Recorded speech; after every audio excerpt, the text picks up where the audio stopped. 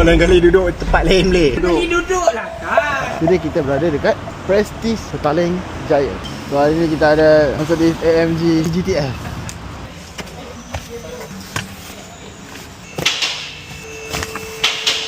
Bang ni buat apa bang?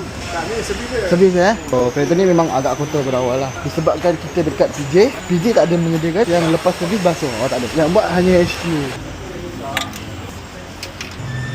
Dah siap. Ini belia kami. So kita ada kereta special iaitu kereta AMG GTS. Power semua main dekat PJ ni.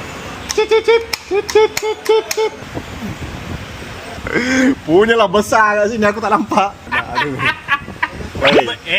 Kau lain kali duduk tempat lain boleh. Kat sini kau duduk. Duduk lah kan. Pakai cermin mata dah macam orang tua lah. Salahkan rambut aku pula. Aiman yang potong rambut aku. Kau jangan hina-hina rambut ni. Bang, saya ada baca komen bang. Komen kata banyak ke gaji korang kerja kat sini? Okey je. Okey je. Ha. Ada kerja kosong tak bang? Tak ada.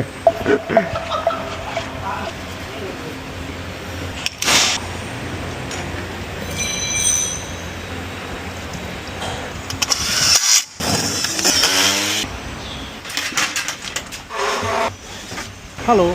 Bye-bye. Uncle.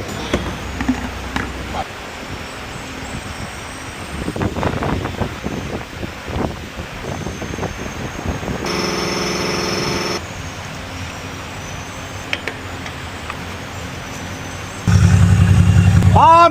Siap. Pom. Tekan. Pom.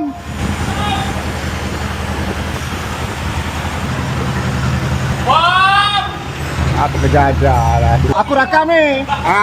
Aku viral yang. Pam. Yo, lupalah nak record cabut tayar. Tak apalah, pasang tayar pun boleh. Yes.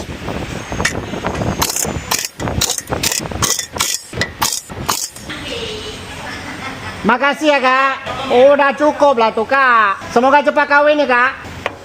Itu dia bagi kari pak.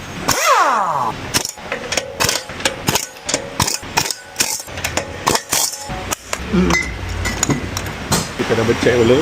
Kita dengan okey. Kabel filter.